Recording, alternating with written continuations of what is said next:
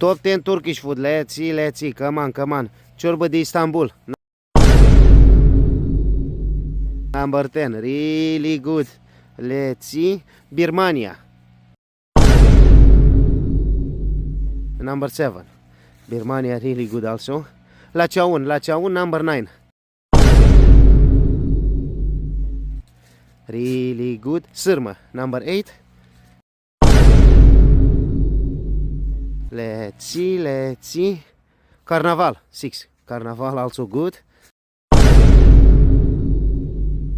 Yes.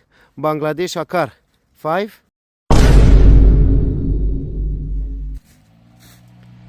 Adana Kapak number